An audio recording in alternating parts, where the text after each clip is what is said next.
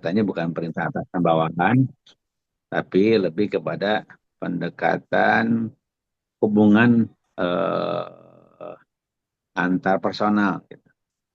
Karena saya ingin eh, seseorang yang menaati perintah pimpinan itu bukan semata-mata karena bawahan, tapi karena ya panggilan nurani, panggilan keniscayaan gitu. Ya kalau ada yang memimpin berarti yang dipimpin harus mentaati yang memimpin. Begitu. Karena posisi seseorang dipimpin kan di bawah gitu. Pada saat yang sama seseorang juga harus sadar bahwa meskipun kita setinggi apapun kepemimpinan kita, di atasnya ada yang memimpin juga gitu. Bahwa ketika saya jadi gubernur, tentu di tingkat provinsi paling tinggi. Itu di atas saya kan masih ada para menteri, masih ada Pak Menko, masih ada Wapres, masih ada presiden paling atas kan gitu. Jadi selalu seperti itu. Ya pada saat kita di bawah, taat kepada yang di atas. Pada saat kita ada lebih atas, maka kita memimpin yang di bawah dengan kepemimpinan nurani. Maksudnya adalah kepemimpinan yang tidak saja ada hubungan relasi kuasa atasan bawahan, tapi saat yang sama juga ada relasi nurani, relasi di mana kita sebagai pemimpin masuk ke ruang emosi, Hmm. apa namanya yang dipimpin atau masyarakat kita atau yang kita pimpin. Itu kira-kira tanya. Baik, Silakan nanti baik. Terima, diterjemahkan lebih terima kasih. lebih ringkas ya. Terima Oke. kasih Pak Gub. Yang Nah, kedua, mohon izin Pak Gub, pengalaman hidup apa, pengalaman hidup awal apa, baik itu dari keluarga, pendidikan maupun mentor, yang paling membentuk nilai-nilai dan gaya kepemimpinan Bapak. ya, pertama saya punya pengaruh dari nenek ya yang mengasuh saya. Hmm. Saya dulu waktu kecil sering diasuh oleh nenek, oleh kakek dan nenek, tapi lebih dekat ke nenek. Nenek sering mengajarkan arti kepemimpinan secara tidak langsung, yang membentuk karakter gitu ya. Eh, apa namanya, tidak boleh menyakiti orang lain, kemudian tidak boleh menzalimi orang lain, tidak boleh sombong, tidak boleh berkata kata kasar yang menyakiti orang lain. Kemudian eh, pada saat yang sama ada bahasa yang saya kenang sampai hari ini terkait dengan bahasa ya.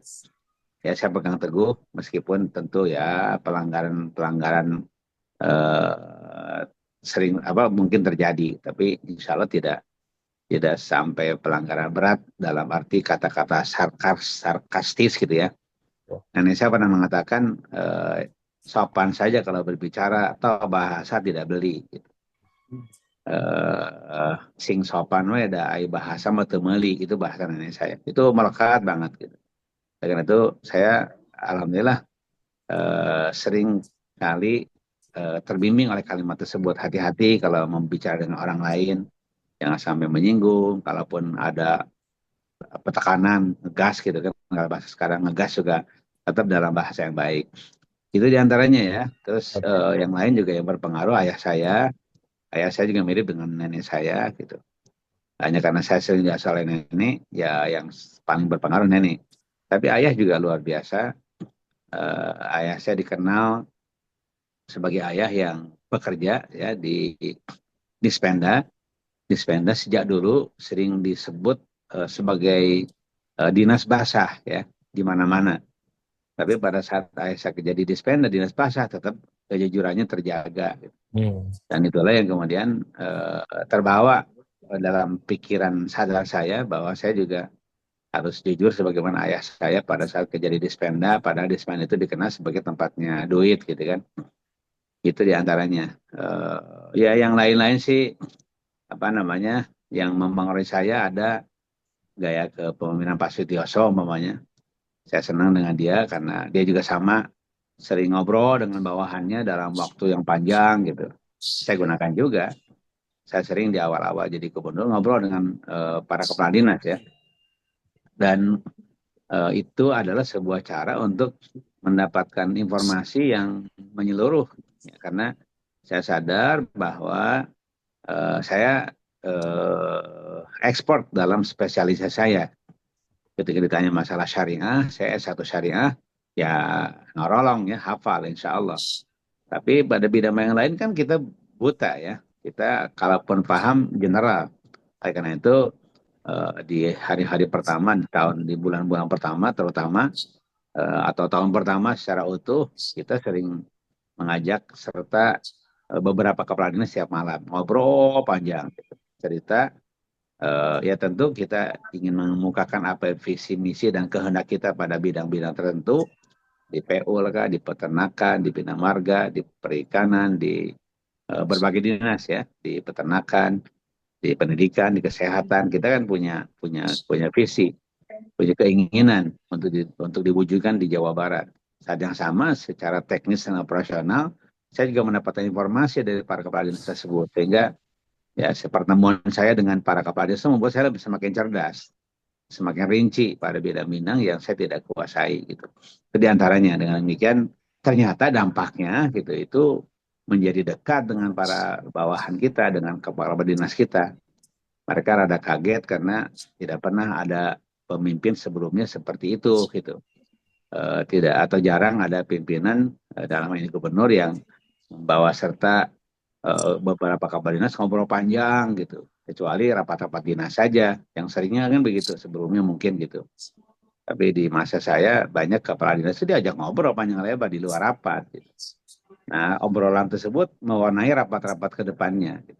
Ketika rapat resmi, hasil obrolan itu mewarnai rapat-rapat resmi.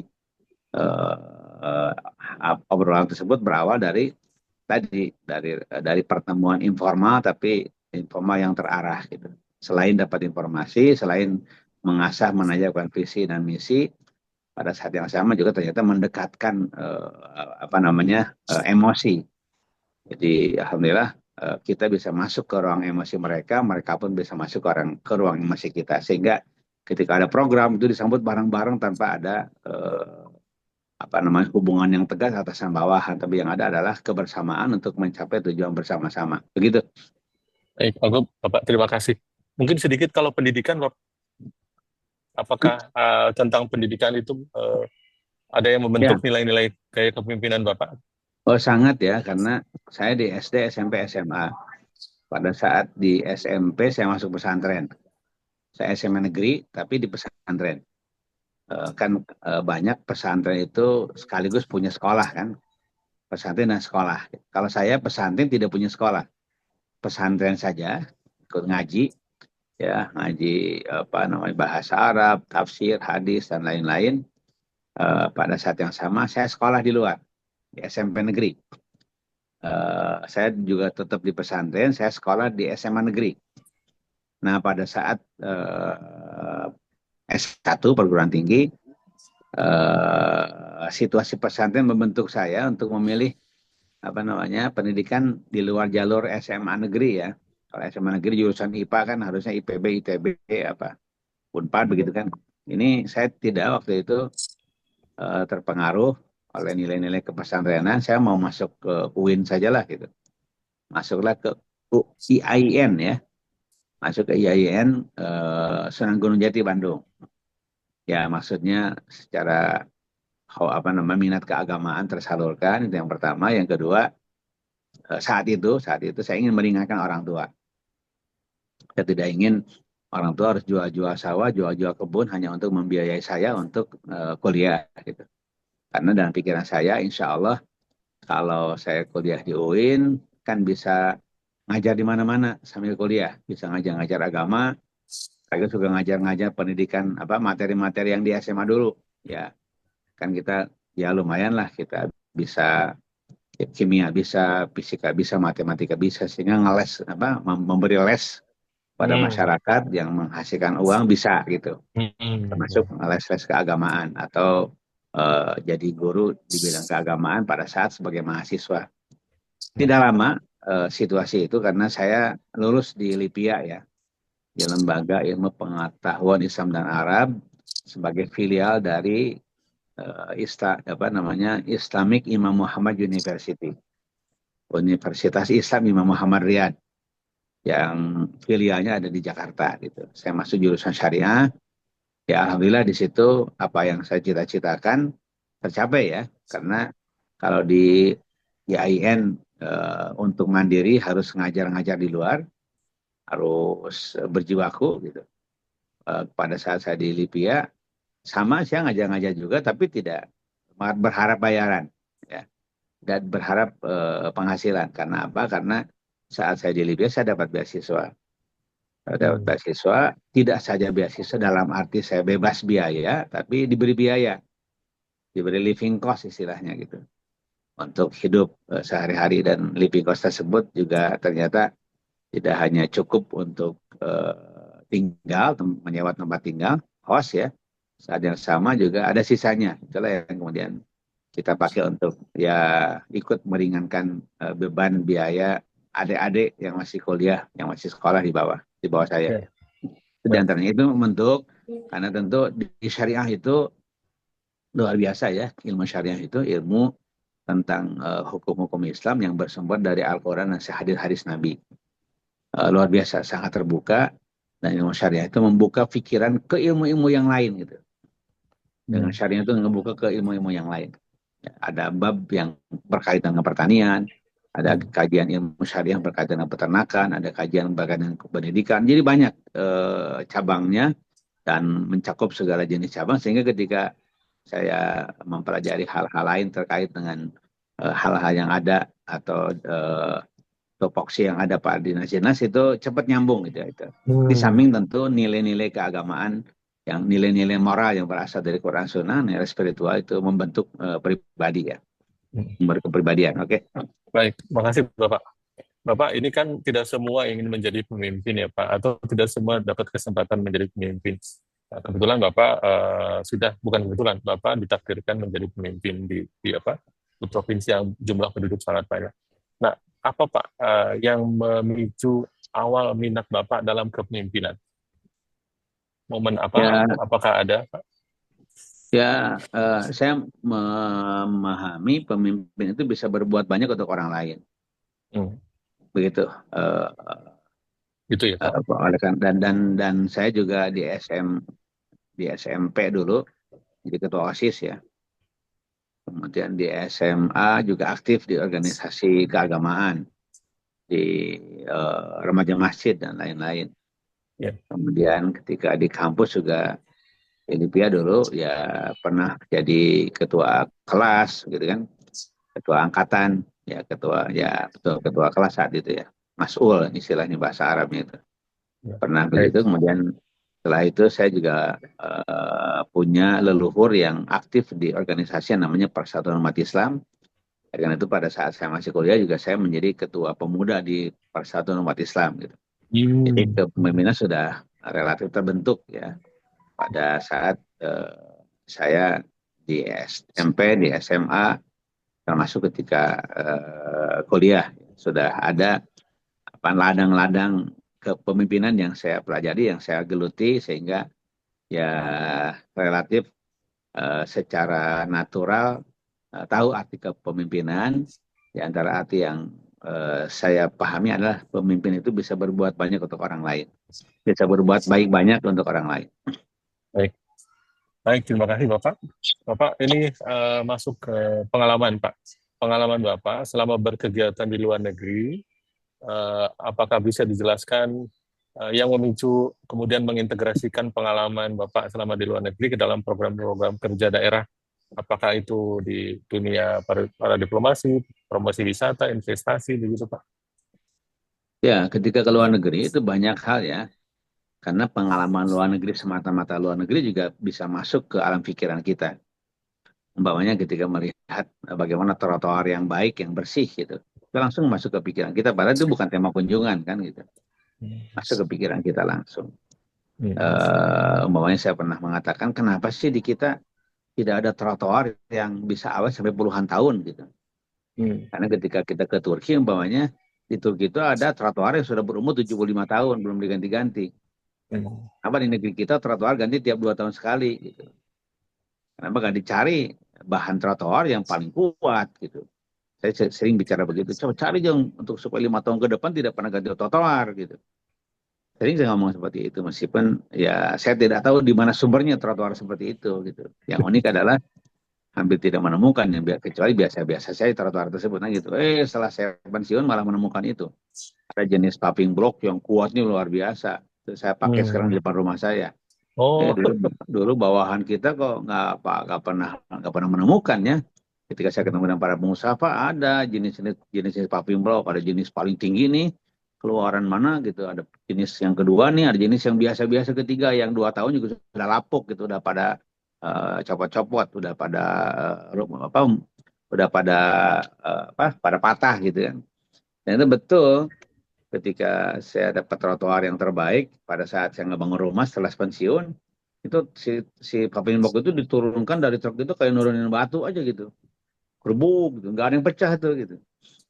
Dalam hati saya, ya Allah, dulu kok nggak ketemu ya, kita anak buah kita nggak pernah menemukan trotoar model begitu. Nah itu saja ya, jadi pelajaran tuh, pelajaran luar negeri ya, itu ya. ya, Atau pengajaran yang lain, ya tentu ya emang kunjungan luar negeri ya, seperti ya, ketika ke Shizuoka, kan ke Shizuoka itu temanya memperbaharui atau tanda tangan. Sama Pak Is nanti dikasih ya, dikoreksi siap. ya. Ya, Bapak, siap. Pada waktu ke Shizuoka itu saya lupa tanda tangan atau memang sudah ada sebelumnya. Saya kunjungan ke situ sebagai tanda tangan ya, oke. Oke, ke Shizuoka. Ya, ke Shizuoka itu berarti tanda tangan. Tanda tangan sebagai peresmian sister province ya, provinsi kembar antara kita dengan Shizuoka. Nah, di Shizuoka kemudian kita ya kunjungan ke berbagai tempat. Ada temanya pertanian, ada temanya air bersih dan lain-lain waktu itu ya. Agak lupa juga saya temanya. Mungkin bisa dilihat dokumennya temanya apa waktu itu. Tapi yang jelas selain pertanian juga saya pernah berkunjung ke pabrik apa ke PDAM ya, PDAM. Dan M-nya itu M minum, betul-betul minum ya. PDAM Shizuoka. Ya kalau singkatnya PDAM mungkin singkatnya mungkin PDAM. Ya perusahaan daerah air bersih aja mungkin ya di sana. Hmm. Tapi kalau di kita kan PDAM. Saya sing berseloroh M di sana itu M jujur gitu. Perusahaan daerah air minum gitu. Ya. Gitu kan. Kalau di Indonesia ternyata M-nya bukan minum, mandi. Perusahaan daerah air mandi gitu. Karena ternyata PDAM di kita tidak memproduksi air layak minum langsung tanpa diolah. Tapi M-nya itu ya layak mandi gitu. Kan gitu di kita kan. Di Ya. sana ternyata air yang diminum itu grade 1. Nah, kita belajar luar biasa gitu. Kita ingin bagaimana caranya mewujudkan ya air minum seperti di Shizuoka karena dia punya 3 sungai besar. 3 sungai besar itu dijaga oleh pasokan keamanan mereka dari mulai hulu sampai ke hilir. Jangan sampai ada mengotori sungai. Jadi sungai tersebut bersih dari hulu sampai hilir. Dari hulu layak minum sampai ke kota pun masih layak minum. Air itulah yang kemudian jadi sumber air minum dan sumber air mandi masyarakat Shizuoka. Sehingga di Shizuoka itu antara air mandi, air minum sama bersihnya. Jadi air keran, air di kamar mandi untuk mandi itu layak minum. Seperti itu. Nah, Ya. kita kepikiran bagaimana kalau di Jawa Barat seperti itu. Muncullah ya program-program untuk membersihkan Citarum gitu kan. Ya, ya, ya. Saya pernah cerita, coba ke depan kita ingin Sungai Citarum layak minum seperti air di masa-masa lalu atau di Hmm. negeri-negeri yang lain. Saya punya beberapa referensi. Referensi pertama itu referensi sejarah ya, Hmm. karena ternyata di mana di Baghdad itu dulu ada 2 sungai besar. 2 sungai besar namanya Sungai Furat dan Sungai Tigris. Sungai Efrat dan Sungai Dajlah ya. Efrat jadi Furat, Dajlah jadi Tigris. Di Baghdad itu pada saat kekhalifahan Harun al-Rashid, sungai itu dikenal sebagai sungai yang sangat bersih dan layak minum gitu. Itu kan cerita masa lalu kan. Nah saya bilang gimana caranya di Jawa Barat bisa punya sungai seperti itu. Nah cerita itu cerita Hmm. sebelum ke Shizuoka tuh ya. Ya, ya. Ternyata ketika ke Shizuoka sungai model di Baghdad ada di Shizuoka kan gitu. Dan Hmm. ketika di akhir-akhir ke Eropa di Swiss sungai juga sungai layak minum di Swiss ada. Sungai layak Hmm. minum di Finlandia ada. Ternyata masih banyak di kawasan dunia sungai yang masih layak minum. Nah, karena itulah Hmm. kalau kita akan jadi masyarakat yang berperadaban tinggi, salah satu tanda peradaban tinggi adalah peradaban masyarakat yang sudah bisa menghormati air apa adanya, yaitu air Hmm. dari mulai hulu tengah sampai ke hilir itu air layak minum.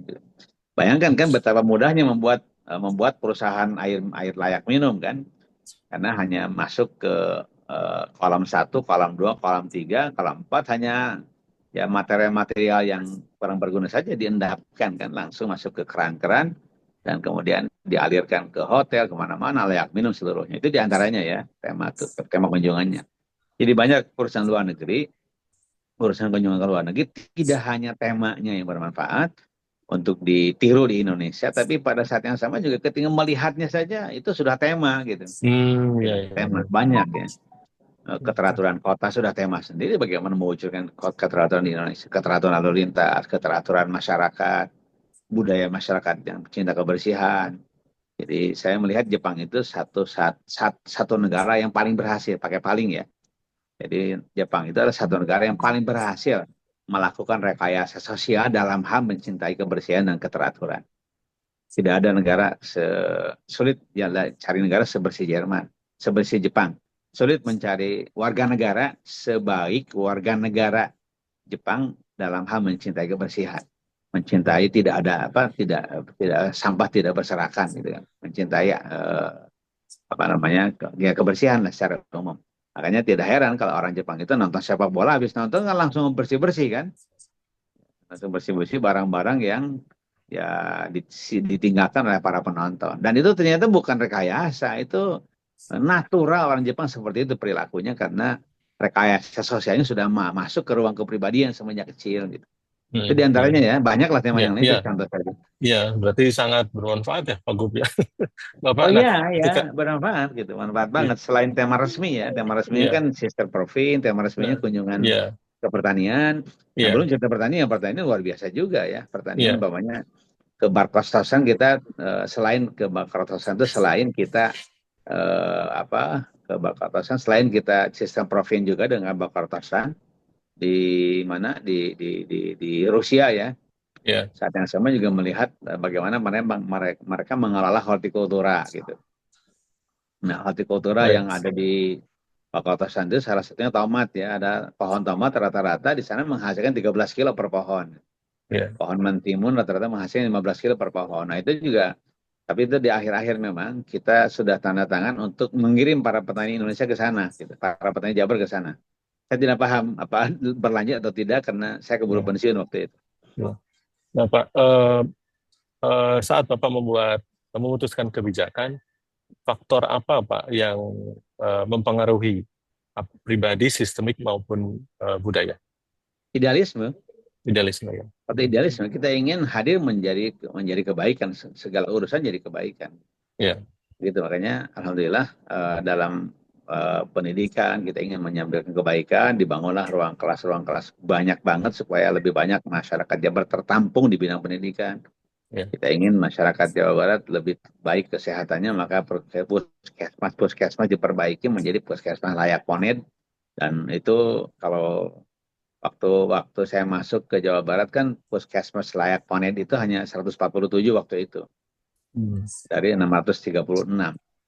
Itu kan dalam rentang waktu yang sangat panjang kan, hanya 147 puskesmas. Ternyata ketika kita bangun supaya si puskesmas itu layak poned, bisa menjadi rawat inap bagi yang melahirkan, setahun bisa 100 kita ngebangun. Gitu. hmm, Ya, kalau sepanjang Indonesia merdeka dari mulai 45 sampai era 2008 hanya 147, kita ternyata dalam waktu 1 tahun 2010 bisa 100 ya Pak, sekaligus gitu. ya, Ikutnya 100 sekaligus, ternyata ketika kita fokus bagus. Ya, fokus ya, tersebut dari mana? Ya dari idealisme, ingin berbuat betul, baik sebanyak banyak kepada masyarakat banyak. betul, Masuk jalan jalan selatan gitu kan nggak beres-beres kan gitu. ya, Ternyata ketika itu kita kayaknya fokus legasi ya terbaik dia di selatan ya Bapak. alhamdulillah ternyata beres juga gitu. Terus Ya, Bandara Kertajati lepas dari persoalan sekarang kurang diurus, kurang terurus atau ada masalah. Tapi kan itu amanat masyarakat Jabar sebelum pada periode gubernur sebelumnya. ya, Perlu diingat bahwa saat saya masuk jadi gubernur itu belum ada 1 meter pun lahan untuk Bandara Kertajati. hmm, Jadi itu murni di zaman saya jadi gubernur, mulai pembebasan meter-meter pertama itu di situ sejak sejak hmm, meter pertama ya, pembebasan meter pertama itu pertama kali ya, di zaman saya menjadi gubernur saat ya, itu. Gitu. Artinya ya, ketika kehendak baik itu menjadi Aduh, idealisme kita, aduh, ketika berisik, ingin membahagiakan banyak orang itu jadi idealisme kita, insya Allah akan Nah, apa terus, W, si anggaran juga akan terbimbing ke untuk idealisme tersebut. ya. apa? Untuk film gimana, W? Persiapannya, W? Penulis kamu udah mau pilih siapa? Eh, Pak Pam? Woi, Pam. Woi, Pam lihat. Film Mas- Ya, lokasi sudah. syuting di itu aja, lokasi Nah, syuting di mute di Ya, mute ya. ya, Stop, terus gimana? ya. Baik, berikutnya Bapak mohon izin. eh, Sebentar, ada pertanyaannya. Pak, sebelumnya boleh menambahkan dari Pak Hendrik ya. Hmm, Assalamualaikum Pak Aher. ya. Ini sebelum masuk ke para diplomasi, kalau misalnya Pak Aher nggak familiar, saya menyebutnya para diplomasi sebagai hubungan luar negeri daerah Jawa Barat. Ah, ah, ah. Nah, ini sebelum masuk ke para diplomasi, bagaimana iklim politik dukungan dari pusat dalam Bapak menjalankan kegiatan hubungan luar negeri daerah pada saat Bapak mulai memimpin? Oh, sangat bagus Kayak ya, sangat anggaran. bagus, sangat bagus luar biasa, sangat bagus. Gak ada hambatan. Ya, tentu sesuai dengan hukum yang berlaku ya. Karena ketika tidak sesuai dengan hukum yang berlaku di nasional di Indonesia memang sulit ya. Seperti umpamanya Bandara Kertajati. Bandara Kertajati itu kita akan mengerjasamakan bandara dengan pihak Turki gitu. Pernah pernah kerjasama apa mau kerjasama dengan Korea tapi tidak jadi. Pernah dengan Jerman tidak jadi. Tapi yang hampir jadi dengan Turki. Nah, persoalannya muncul, padahal itu sangat menguntungkan karena bandara akan dikelola dengan baik dan pasti akan kerjasama dengan Turki. Turki juga tidak merugi, pasti akan membawa serta potensi penerbangannya ke Indonesia kan ke Kertajati. Bahkan waktu itu sudah ada hampir jadi. Kalau dengan Turki jadi kan pasti kerjasama dengan bandara-bandara Nikola Turki Halo, termasuk Bandara Madinah waktu itu. halo Pak Gub. Ya, kenapa? Dilanjutkan dulu ya Pak, mungkin ada gangguan dari Pak Suhendriknya. Berikutnya, jadi Bapak bagaimana mendefinisikan hubungan luar negeri daerah Jawa Barat dalam konteks di Jawa Barat itu sendiri, Pak? Jadi menurut Bapak ini apakah program-program hubungan luar negerinya bersinergi dengan pusat atau Bapak bisa menjelaskannya hubungan luar negeri daerah Jawa Barat ini ada inovasi yang Bapak lakukan sendiri? Atau ini Ya, bagian dari keseluruhannya? ya pertama gini, pertama hubungan kita luar negeri itu pasti dalam koridor hukum nasional, hukum yang berlaku di negeri kita.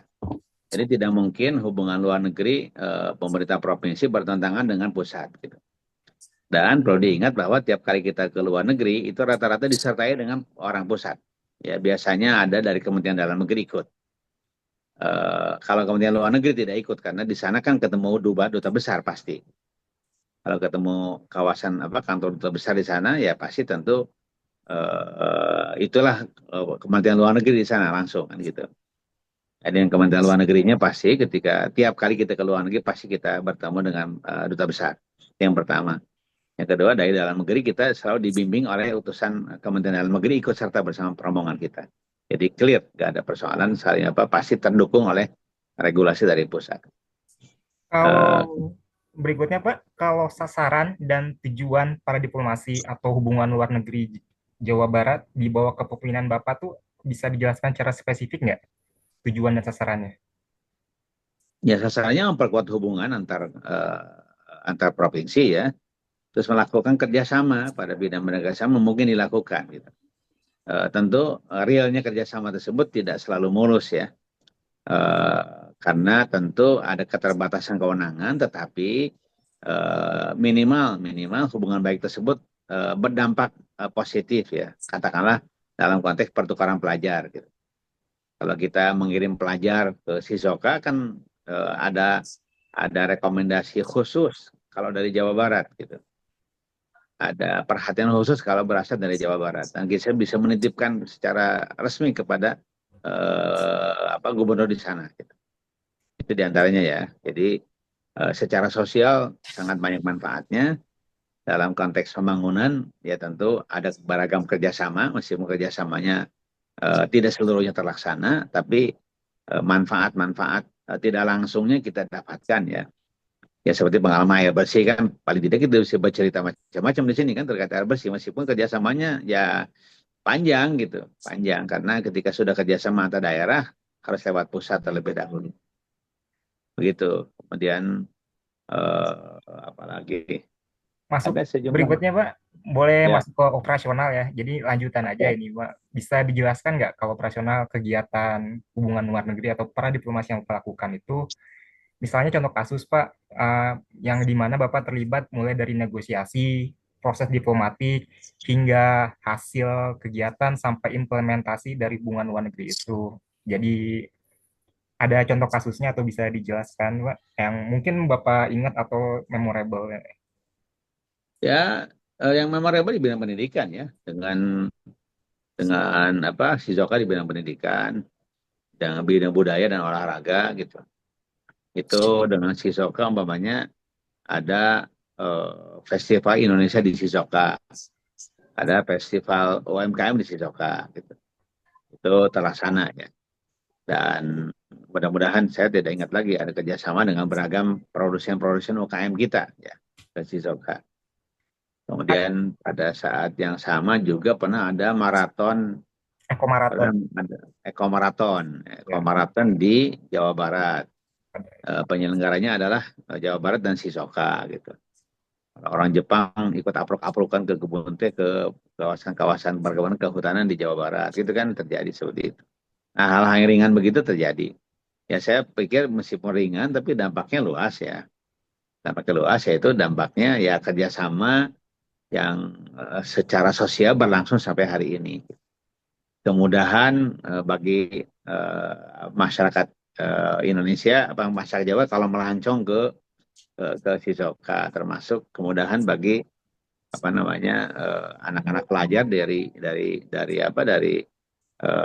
Jawa Barat ke sana gitu. Termasuk dalam bidang keagamaan juga terjadi ya. Kemarin tuh apa namanya masyarakat sipil yang sedang membangun masjid di Shizuoka atas restu dan dorongan dari apa dari prefektur Shizuoka itu mencari dana di Jawa Barat umpamanya gitu. Mencari Yes. dana untuk masjid di Jawa Barat gitu. Kan ya orang Jawa Barat juga ya alhamdulillah Provinsi Jawa Barat juga memfasilitasi ya. Saya tidak tahu dapat berapa miliar kemarin apa namanya bantuan untuk masjid di sana. Kan luar biasa tuh kan udah saling komunikasi satu sama lain. Dan kedepannya tentu ya katakanlah kalau kita mau kerjasama di bidang pengadaan air bersih kan juga luar biasa kalau mau ditindaklanjuti. Kasus Joka ya, Iya, Pak. kasus mana kasus apa yang waktu yang apa kerjasama dengan Korea juga ada ya bidang olahraga tuh. Sebelumnya, ini karena ini penilaian leadership ya, Pak ya. Nah, Ada negosiasi-negosiasi khusus dalam kasus misalnya Shizuoka yang Bapak inisiasi sendiri atau nggak pengalaman ada, negosiasinya sebagai, nggak ada. jadi semuanya Karena sesuai agenda aja. sesuai agenda aja, tidak ada negosiasi. Kalau negosiasi kan biasa di proyek gitu ya. Oh iya. Tidak ada proyek-proyek pendanaan itu tidak ada. Kalaupun ada memang agak sulit ya, karena kalau sudah menyangkut proyek pendanaan itu harus lewat pemerintah pusat. Umpamanya kita pernah negosiasi untuk mobil Cina di Indonesia. Pernah gitu. Kita negosiasi untuk itu. Jadi kita menyatakan minat ke Guangxi. Guangxi, Jabal Guangxi ada kerjasama ya, ada sister city, sister province. Ya, itulah yang kemudian jadi merek Wuling di Indonesia. Oh, iya, iya, iya. Merek Wuling itu didahului dengan kerjasama Pemprov Jabar Oh, dengan Pemprov Guangxi gitu. banyak juga berarti Jadi legasi Pak Gub. lumayan. Nah, tapi ketika kemudian menjadi kerjasama yang lebih real ditangani oleh pusat ya. Pusat kita hanya masuk, kan urusannya urusan bisnis besar, dan kalau sudah urusan keuangan, sudah urusan antar negara kan, udah kemudian luar negeri, kemudian keuangan, Bappenas, penanaman modal, udah ke situ larinya kan gitu. Udah bukan Pemprov lagi, tapi yang ngebukanya, yang ikut membuka. Saya tidak tahu pusat juga ada acara apa di sana, tapi yang ikut membuka, ikut membincangkan bagaimana supaya mobil Cina masuk ke Indonesia, apalagi harganya murah waktu itu kan, tertarik murahnya aja waktu itu. Kan harganya separuh mobil Jepang atau bahkan hanya 40% dari mobil Jepang waktu itu kan. Hmm. Nah sekarang ya terbukti ya Wuling dengan mobil listrik yang dibuat di Indonesia kan paling depan gitu. Ya meskipun sekarang ada pesaingnya sama-sama Cina BYD kan gitu. Tapi yang pertama kali mengembangkan mobil Cina dan pabrik yang ada di Indonesia dan maaf mobil listrik ya yang ada di Indonesia adalah Wuling. Nah itu Wuling rintisan kerjasama berawal dari ya kerjasama atau sister province antara Indonesia, antara Jawa Barat dan Guangxi. Tentu pemerintah pusat juga melakukan hal yang sama dengan Guangxi karena Guangxi itu pabrik mobilnya di pabrik Wuling itu di Guangxi itu di antaranya. Di luar apa inisiasi di Jawa Barat sendiri, Bapak bisa gambarkan peran Bapak misalnya memasyarakatkan atau memasarkan produk-produk Jawa Barat misalnya di Shizuoka atau ini Ya dengan pamer UKM waktu itu, pameran UKM. pamer UKM, pameran seni dan UKM. Jadi tidak hanya UKM tapi seni, termasuk yang kita juga pasarkan dan kita sosialisasikan juga adalah angklung di Shizuoka ya. Ada inisiasi em, pribadi Bapak, maksudnya di luar dari program Jawa Barat atau ini ide-ide original Bapak gitu, Ya saya kira ide-ide bersama ya itu. ide bersama. Artinya kita biasa berbincang dengan eh, biro pemerintahan waktu itu, Pak Taufik BS. Ya otomatis kan ketika biro pemerintahan ya pasti nyambung dengan dinas-dinas terkait ya. Di antaranya dinas perindustrian, dinas UMKM, dinas Ya, pertanian kan tersambung ke situ. ya, baik. Terima kasih, Bapak. Izin melanjutkan, Kang Bayu. Pak, ini pertanyaan tentang idiosinkretik, Pak. Ini kita bisa sederhanakan menjadi cukup dua kayaknya.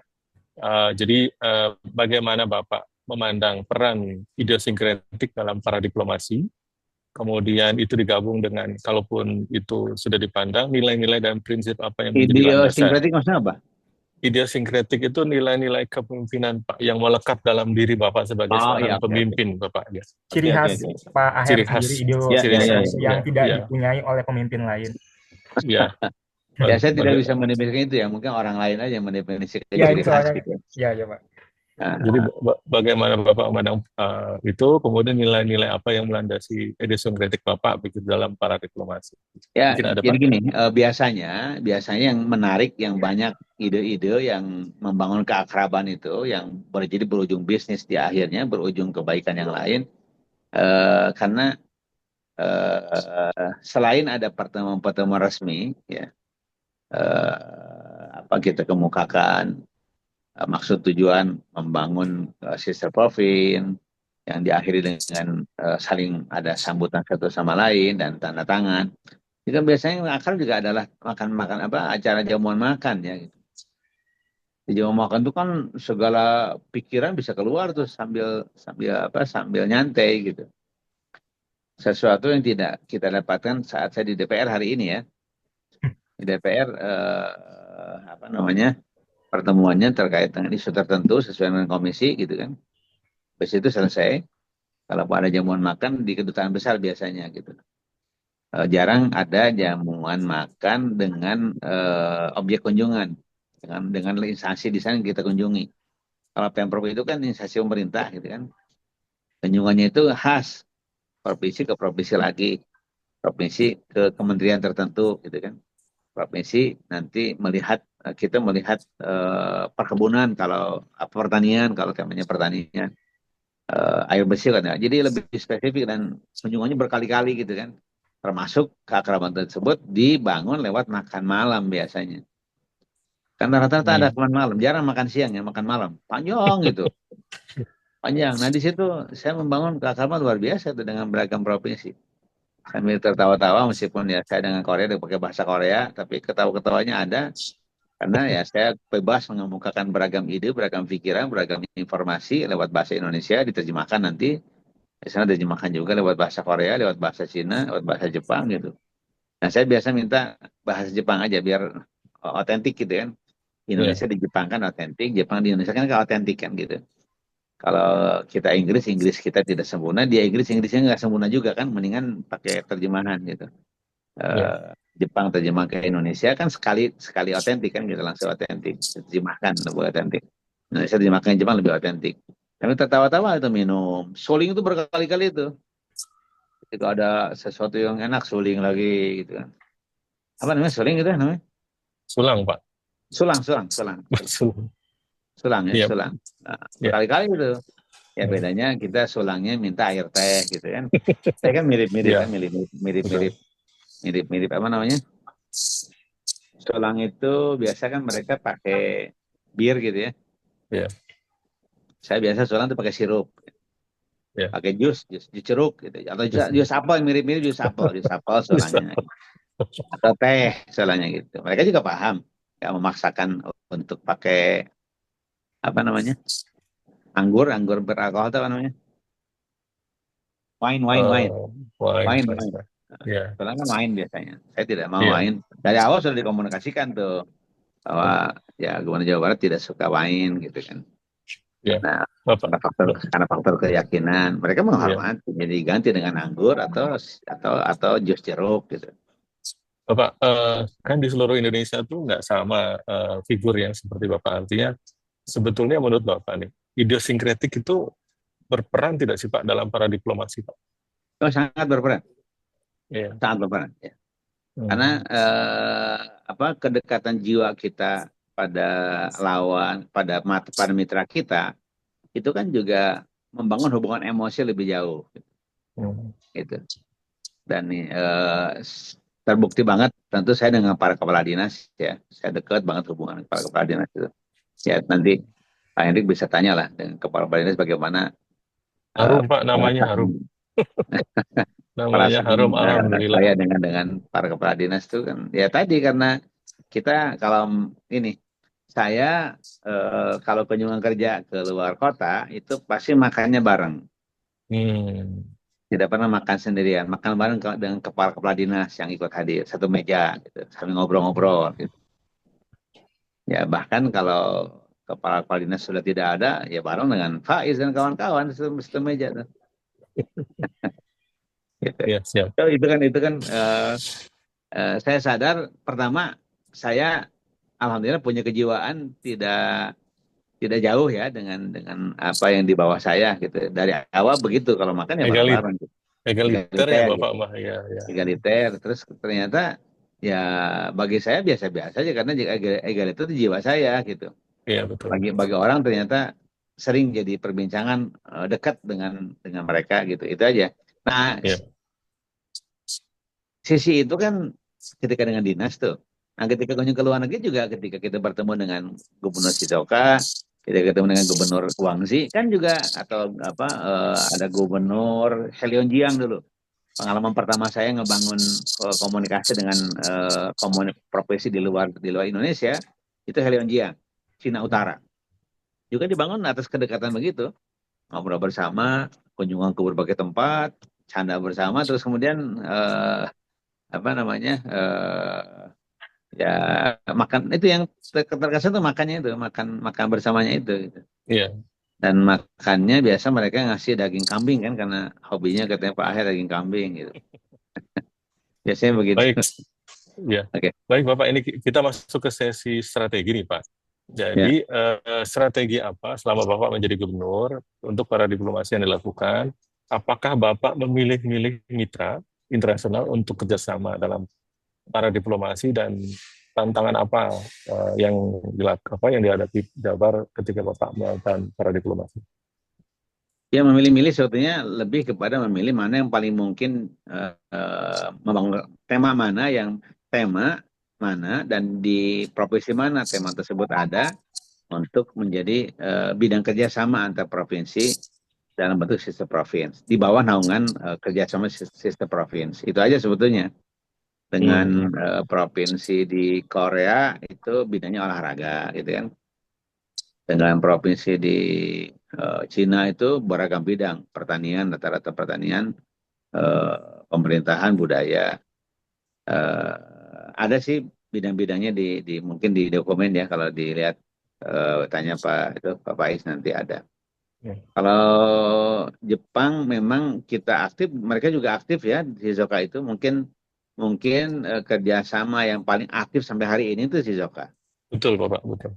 Shizuoka paling aktif sampai Betul. hari ini. Karena Legacy pihak legacy Bapak Shizukanya itu. ya, karena pihak Shizukanya juga sangat luar biasa dan sudah terbentuk tidak saja kerjasama ya, apa namanya sister province, juga terbentuk sister sister civil province, sister civil society province. Jadi Oh, artinya ya, ya, ya. Jadi artinya kelompok masyarakat di Bandung juga ada kerjasama dengan kelompok masyarakat yang ada di Shizuoka. Jadi kalau Hmm. orang Shizuoka datang ke Bandung itu ketemu dengan komunitas di Bandung gitu. Oh, ya, Bandung ya, juga ya. kerjasama dengan ketemu dengan komunitas yang ada di sana. Jadi ada ketua-ketua komunitasnya, ada komunitas Jepang di sini, ada komunitas Indonesia di Shizuoka sampai sekarang masih begitu. Itu bisa jadi Begitu teori kuat. baru tuh Pak Gub. Jadi ada Saya para kira di bawah para ya, diplomasi itu. ya. Saya kira bisa begitu, apalagi diaspora kita makin hari makin banyak di luar negeri kan. Iya. Dan saya berharap negeri-negeri sebesar Indonesia itu ya semakin memperbanyak diaspora. Ya. Ya sebagaimana China kan. China hari ini menjadi negara dengan diaspora terbanyak sebarannya di seluruh dunia. Iya. Nah itu sangat bagus untuk membangun kerjasama kan. Jadi yang melancarkan kerjasama ekonomi Cina dengan Amerika adalah Cina di Cina dengan Cina di Amerika kan gitu.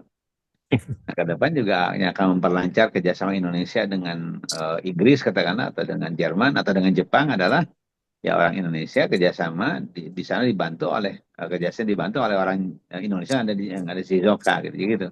Ya. Jadi orang Indonesia Shizuoka itu melancarkan kerjasama Indonesia dengan Indonesia dengan Shizuoka. Nah, di sana dilancarkan oleh ya diaspora yang ada di sana yang sudah jadi menetap di Jepang atau kerja di Jepang Iya. atau jadi PR atau jadi citizen baru di Jepang. Iya. Baik, Bapak. Ini pertanyaan nomor 3 tuh masuk berhubungan dengan pertanyaannya di section E, Pak. Jadi tentang dampak dan evaluasi. Jadi di atas kan disinggung tentang tantangan, dan di sini adalah evaluasi dampak. Jadi Bapak, apakah selama menjalankan pradiplomasi itu ada tantangan, kemudian bagaimana Bapak mengevaluasi dampaknya, dan keberhasilan Ya, indikatornya seperti ya, apa? ya tantangannya tentu ketika kerjasamanya itu di bidang ekonomi dan kemudian eh, harus berhubungan dengan pusat gitu kan. Kita sulit memantaunya. Oleh karena itu gini, saya sering mengklasifikasi saja. Kalau kerjasama itu nanti harus sampai ke pemerintah pusat, apalagi berhubungan investasi, ya udah kita lepas saja. Kita lancarkan, ikut melancarkan kerjasamanya dengan pusat gitu kan. Udah kita lepas gitu. Jadi dengan demikian kan tidak jadi tantangan, tapi lebih kepada ikut memfasilitasi Oh iya, iya, iya. rancangan kerjasama antara sistem Propin dengan Indonesia lewat pemerintah pusat. Kita tidak menganggap sebagai tantangan, tapi menyalurkan saja, memfasilitasi. Yang kedua, pandangannya tentu nampaknya harus ada tim khusus ya, tim khusus gitu di Jawa Baratnya yang apa namanya yang mengelola kerjasama ini. Selama ini masih nempel di Biro Administrasi Pemerintahan. Hmm. Jadi situ ke depan nampaknya perlu di arah global seperti ini penting lah. Penting karena Jawa Barat tuh harus komunikatif banget ya, lancar banget komunikasi dengan provinsi-provinsi di luar Indonesia. Mengapa kita punya kepentingan menyalurkan SDM yang begitu banyak kan gitu, atau mendidik SDM yang begitu banyak. Kalau kemudian kalau kerjasama pendidikan saja terbuka, wah dahsyat luar biasa gitu. Kita kirim anak-anak Jabar ke Shizuoka, kita kirim anak-anak Jabar ke apa namanya Guangzhou, Guangxi, ke Heilongjiang, ke Korea kemana. Oh, itu dahsyat banget itu. Akan mengupgrade ya kualitas SDM kita gitu. Itu saja udah Ya. sangat luar biasa. Jadi dengan Bapak, demikian dia akan memperbanyak anak-anak Indonesia yang belajar di luar negeri gitu. Ada ya, kesempatan bekerja di luar negeri. Itu sebetulnya. menurut Tentu nanti ya. Terus gimana? menurut Bapak, indikator keberhasilan para diplomasi, menurut Bapak apa, Bapak? Ya ini kata keberhasilannya kerjasama tetap terus berjalan. Ada bidang-bidang yang terus ada kerjasama sampai sekarang, diantaranya ya bidang budaya terus bekerja sama. Kan kalau budaya tidak bernuansa ekonomi kan bapaknya ya budaya kita dikenal, angklung kita dikenal di sana, budaya mereka juga datang ke Indonesia, kita hormati di Indonesia ada budaya mereka yang baik-baik tentu yang tidak bertentangan dengan nilai-nilai dasar yang diyakini oleh bangsa Indonesia. Atau terus ada kerjasama di bidang pendidikan yang tidak yang bisa langsung dengan Jawa Barat gitu kan. Kerjasama di bidang budaya dan pendidikan dan UKM yang bisa langsung dengan Jawa Barat. Kalau terkait investasi kan tidak bisa langsung ya, harus lewat pemerintah pusat gitu. Saya kira itulah faktor-faktor keberhasilannya. Sampai sekarang mungkin dengan si Zoka terjaga ya. Dengan kita juga punya kerjasama dengan dengan Maroko ya. Maroko kita kerjasama dengan tadi eh, apa namanya Barkos Tostan ya. Mengapa saya ingat Barkos Tostan? Saya sering sekarang ketemu dengan petani tomat gitu. Oh, Petani tomat di Indonesia kan cuma 3 kilo satu pohon, 2 kilo satu pohon. Di sana 15 kilo satu pohon. Kan betapa jadi bagusnya kalau i- kerjasama i- dilancarkan kan. betul itu artinya para diplomasi berdampak ke kesejahteraan masyarakat ya Pak ya. Oh sangat luar biasa gitu, sangat Iya. luar biasa. Termasuk dengan Maroko itu kita bekerja sama di perkopian ya, kopi. Jadi perlu dicatat bahwa kopi pertama kali ekspor tahun 2011 ke Maroko. Oh. Sejarah ada kopi Jabar dengan merek Jawa Barat dengan merek Japa Priangar Coffee. Itu 2011. Itu Oh. pertama kali kita ekspor kopi ke Maroko. Orang 2011 Maroko Pak. kaget, orang Maroko kaget. Kata orang Maroko, kok aneh ya, kami itu di Maroko tidak punya satu pohon kopi pun, tapi kami penyuka kopi.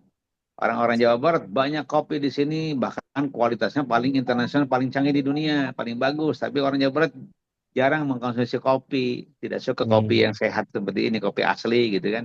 Hmm. Itu kata-kata mereka tuh. Nah, Ya, itu ya. juga kalau kemudian kerjasamanya diangkat menjadi kerjasama antara perkopian Indonesia dengan Aljazair dengan Maroko kan dahsyat luar biasa itu secara ekonomi. Ya. Itu ceritanya. Baik. Ya terus kalau tomat kan dari mereka ya ke kita gitu kan, Masya Allah saya ingin banget ada tomat model bakar tostan. Katanya tomat bakar tostan itu tidak ada apa-apanya dibandingkan dengan tomat yang ada di Belanda gitu kan. Lebih hebat, lebih banyak hasilnya di sana gitu, per pohonnya tidak ada apa-apanya dibandingkan dengan tomat yang ada di Israel katanya gitu kan. Nah, oke lah, jauh Israel tidak kesentuh, Belanda belum kesentuh juga, meskipun Belanda harus disentuh sebenarnya karena dia harus bersahabat dengan kita, mantan penjajah, wajarlah kita tagih gitu kan. Kebaikannya pada Ya. kita dulu kan, ya kebaikan kita, kekayaan kita banyak dikeruk oleh mereka. Kalau kerjasama mereka dalam bidang-bidang tertentu supaya memajukan Indonesia kan wajar. Nggak usah diungkit-ungkit penjajahannya. Ini civil society aja kerjasama di dunia sekarang gitu kan. Baik. Tapi mereka insya Allah akan lebih menerima kan ketika kita tuntut untuk memperhatikan Indonesia. Kalau Baik. kerjasama di bidang itu aja luar biasa. Kalau berhasil kita kerjasama dengan Belanda dalam hal peternakan, dalam hal pertanian, tomat, vitamin, timun gitu katakanlah. Wah dahsyat banget itu gitu. Karena tomat di sana ternyata berkali lipat hasil dibanding tomat di sini. Karena di Baik. Maroko sendiri sudah begitu, apalagi di tempat-tempat lebih maju. Nah Indonesia belum sampai ke Maroko pun yang sama-sama berkembang, belum kualitas kita belum nyampe, apalagi ke yang lebih maju gitu. Di antaranya gitu kan.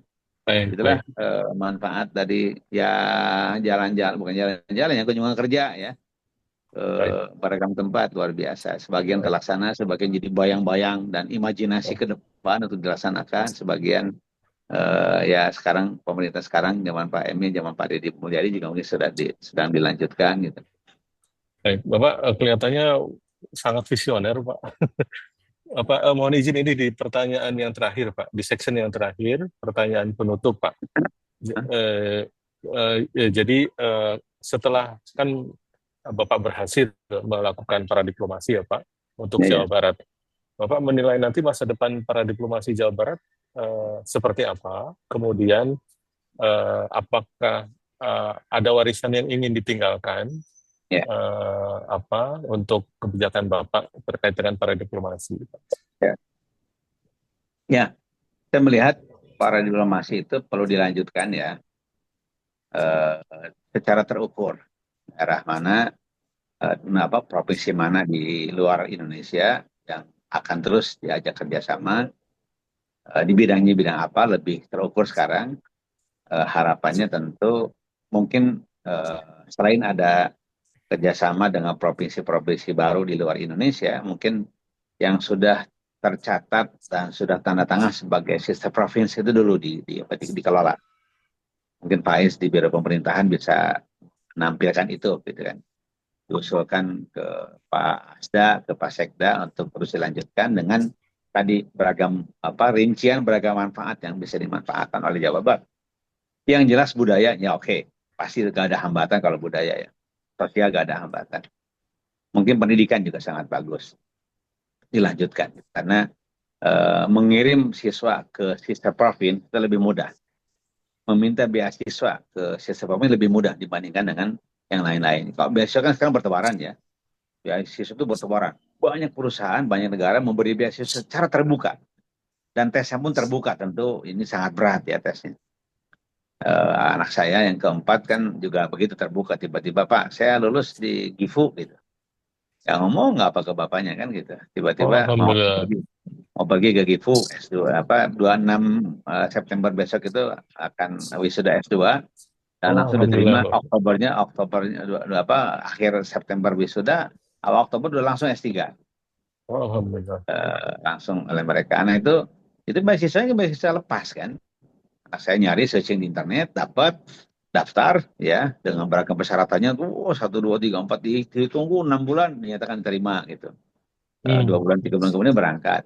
Itu banyak. Nah, selain beasiswa seperti itu, juga ada beasiswa yang dibuka atas nama sister province. Gitu. Itu sangat bagus. Kan dilanjutkan lah. Ya. Sangat penting Indonesia Jawa Barat memberikan SNM unggul dengan pendidikan di luar negeri lewat sister province.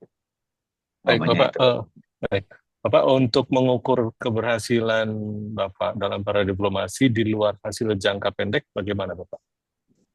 Ya kita ya tentu kan keberhasilannya tetap berlangsung. Tetap berlangsung kan seperti kita punya hubungan diplomatik dengan berbagai negara kan, dengan Rusia sudah tahun kesekian ada ulang tahunnya kan begitu kan, tiap KBRI kan ada ulang tahun masing-masing, kapan dimulai KBRI ada di tempat-tempat tersebut dan berlangsung sampai sekarang, itu kan tanda keberhasilan. Jadi salah satu tanda keberhasilan keberlangsungan yang terus terjaga, kerjasama antar dua provinsi yaitu Jawa Barat dengan non Jawa Barat di luar Indonesia atau dalam bentuk sister province. Yang kedua tentu ada hal-hal yang bisa diukur lewat berbagai kerjasama real gitu kan. Saya kira itu. Baik. Ya. Baik. Depannya ada hal lain, image Indonesia ya mungkin. Image Indonesia sebagai negara besar, negara dengan sumber daya alam yang sangat baik, termasuk negara yang ramah gitu kan. Negara yang budayanya sangat tinggi, peradaban sangat tinggi, itu juga sangat penting sebab informasi tentang Indonesia juga masih sangat kurang di luar negeri kan gitu. Baik.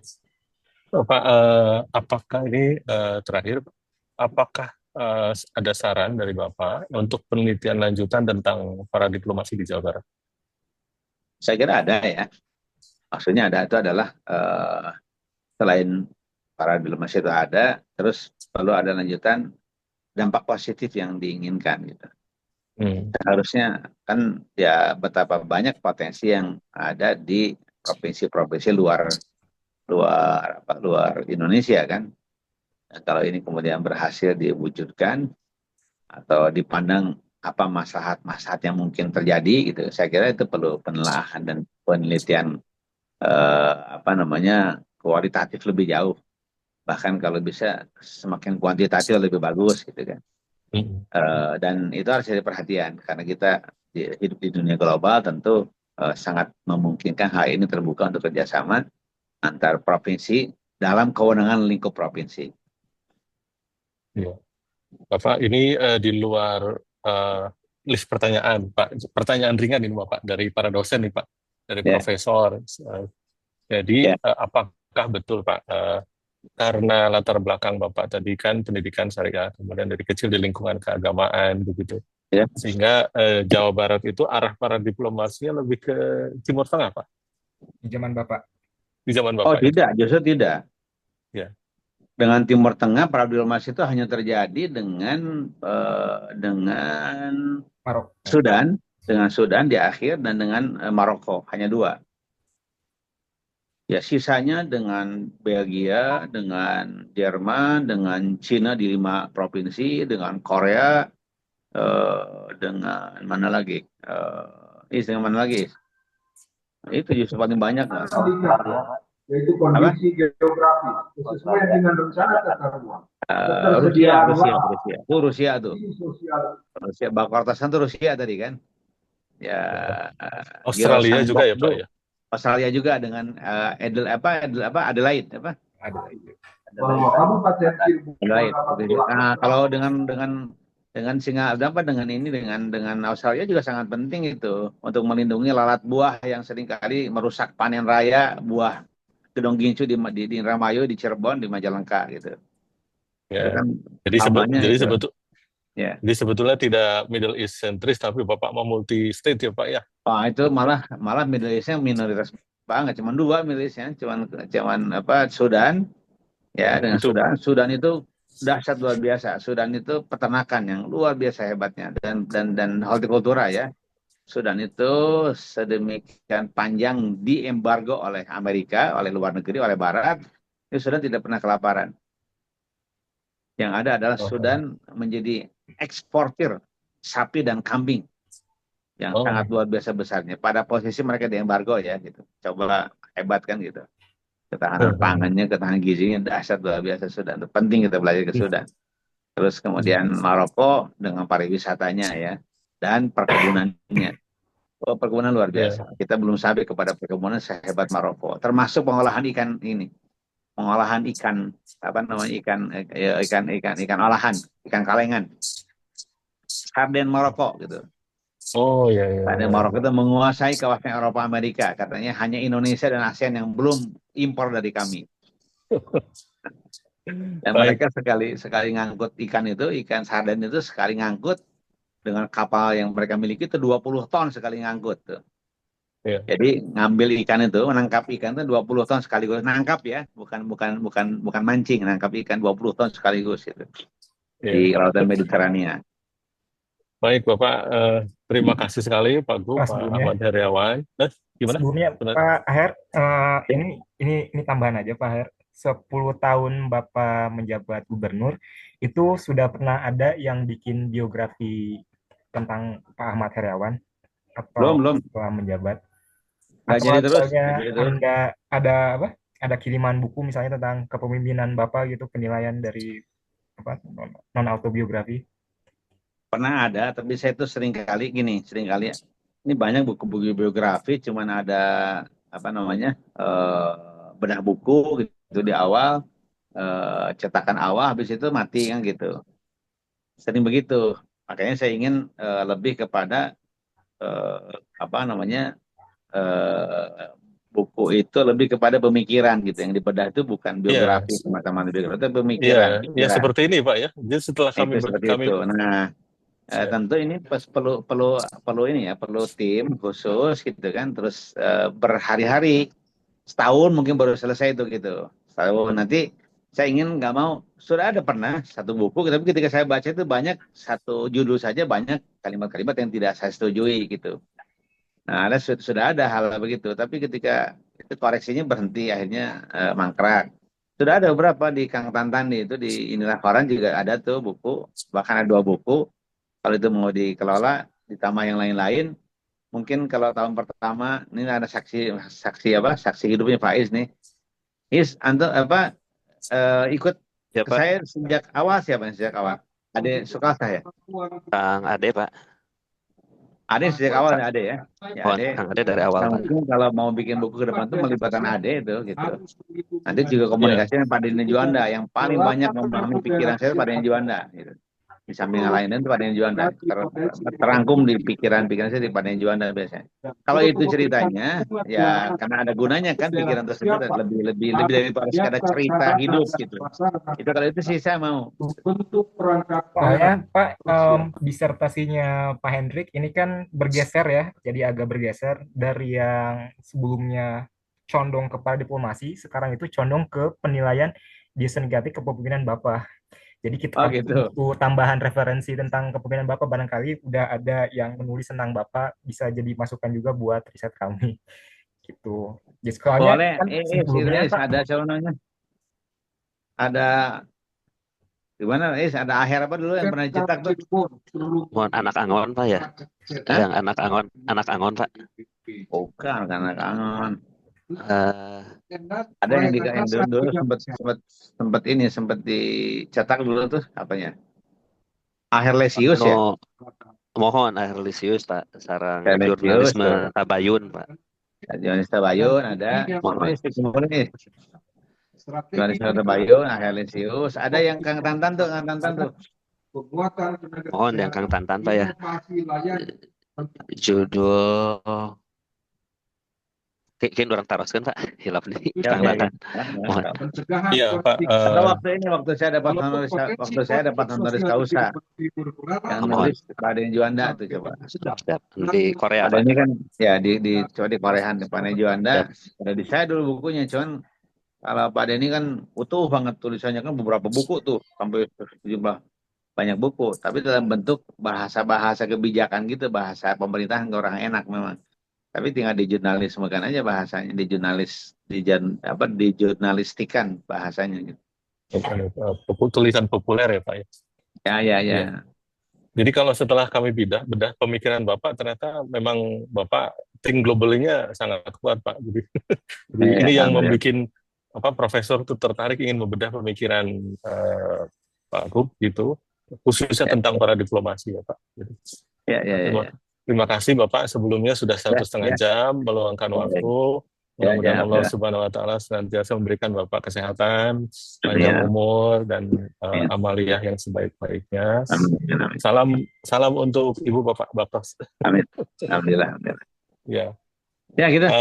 Ya Bapak. Selanjutnya nanti ke Pak, itu yang buku-buku tadi ke Pais ya. Mudah-mudahan masih ada tuh. Ya siap. Termasuk ada beberapa penghargaan di Pais, ada catatannya tuh dulu tuh. Ada 500 sekian, 200 sekian, berapa gitu. 1.000. Ya. Bapak turun bisa mungkin Sami-sami. Assalamualaikum warahmatullahi wabarakatuh. Baktos Pak. Sukses Kang Hendrik. Ya,